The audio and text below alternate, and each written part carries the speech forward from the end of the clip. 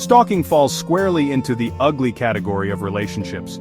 It's a pervasive issue that affects millions, yet it's often shrouded in misunderstanding. To combat stalking, we need to understand the why behind it. The psychology driving the stalker's actions, what makes them tick, what are their motivations? And most importantly, how can we protect ourselves and our loved ones from becoming victims? In this video, we're going to dive deep into the minds of stalkers. We'll explore the different types, their behavioral patterns, and the psychological motives driving their actions. Stalkers don't come from one mold. Psychologists have identified several categories of stalkers, each with unique motives and behaviors. First, we have the rejected stalker. This type is often fueled by anger or betrayal after the end of a close relationship. They may try to rekindle the relationship or punish the victim for leaving. Then there's the resentful stalker. These folks feel wronged or slighted by their victim, whether it's real or imagined. They're driven by a need for revenge to even the score. Don't discount the intimacy-seeking stalker. These individuals are obsessed with forming a romantic relationship, even when the feelings are unreciprocated. They create an entire fantasy in their minds, and you're the unwilling star. And we can't forget about the predatory stalker. This is perhaps the most dangerous type. Predatory stalkers watch and follow their victims to gain power or control, often with a criminal intent like assault. And finally, we have the incompetent suitor. Unlike the intimacy-seeking stalker, incompetent suitors lack the social awareness to understand boundaries. They pursue someone despite being repeatedly rejected. They just don't take the hint, no matter how clear you are. Now that we've covered the types of stalkers, let's talk about the common behaviors they exhibit. Stalkers are often fixated on their victims. They become obsessed, wanting to know everything about their lives, their schedules, their routines. This fixation can manifest in various ways, from constantly checking your social media to showing up at your workplace or following you home. Another common behavior is boundary violations. Stalkers just don't understand or respect boundaries. They might invade your privacy by showing up uninvited, calling excessively, or sending unwanted messages. Stalking often escalates over time. Many stalkers start with subtle behaviors like monitoring, but these actions can intensify over time, potentially becoming dangerous. What may begin as unwanted phone calls can escalate to physical confrontations, threats, or even violence. In some cases, stalkers might even involve others, intentionally or not, to monitor or harass their victim. They might spread rumors, try to turn your friends and family against you, or even hire private investigators to keep tabs on you. One of the most unsettling behaviors of stalkers is their relentless violation of boundaries, both physical and emotional. Imagine a neighbor who has gone to extreme lengths to monitor someone, even after a privacy fence has been installed. The victim, trying to regain their sense of security, raises the fence by 2 more feet, only to find the neighbor using ladders, cameras, or even cutting peepholes to continue their surveillance. This is a blatant violation of boundaries and an escalation of stalking behavior.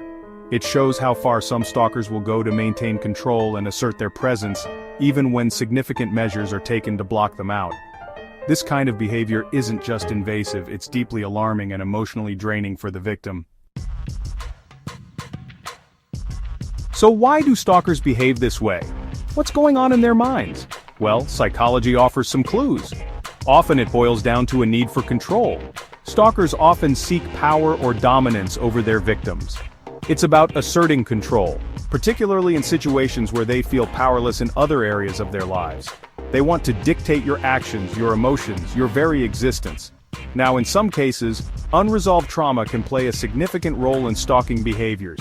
Past experiences such as rejection, betrayal, or other personal trauma can influence how someone perceives and interacts with others. They may develop unhealthy coping mechanisms, and stalking becomes their way of dealing with these unresolved issues. They might be reenacting past traumas, trying to rewrite the script, or seeking validation that they didn't receive in the past.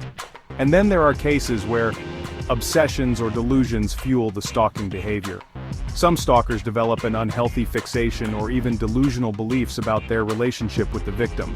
They may genuinely believe they're entitled to your attention or love, even if there's no rational basis for this belief. They create an entire reality in their minds, and they'll go to great lengths to try and make this fantasy a reality. Sometimes it can be as simple Listen, I want to be crystal clear about something.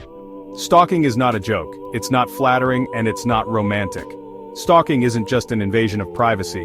Most often it's intentional emotional abuse, intentionally targeting people with the intent of causing psychological distress. Victims of stalking often experience a range of emotions: fear, anxiety, paranoia, helplessness. They constantly feel like they're being watched. That danger is lurking around every corner. It's like living in a constant state of fight or flight.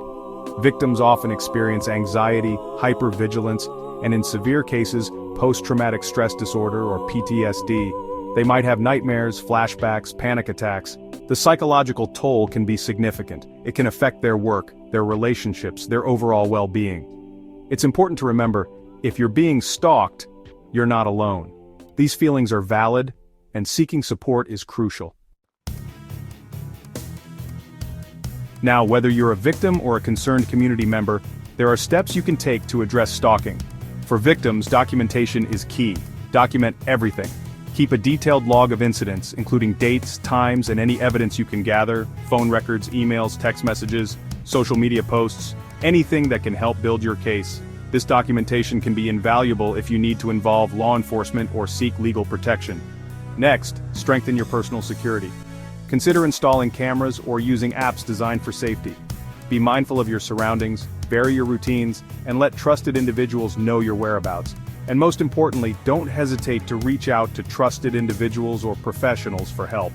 There are organizations that specialize in stalking support. They can provide guidance, resources, and emotional support to help you navigate this challenging situation. If you see stalking behaviors, report them. Don't turn a blind eye. Advocate for change and push for better awareness programs and stricter enforcement of anti-stalking laws. In cases where a stalker is determined to breach physical boundaries, like the neighbor in our earlier example, it's crucial to take swift action. You can't afford to be passive in these situations.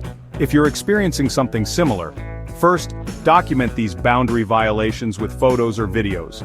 This visual evidence can be powerful when reporting the incidents to authorities.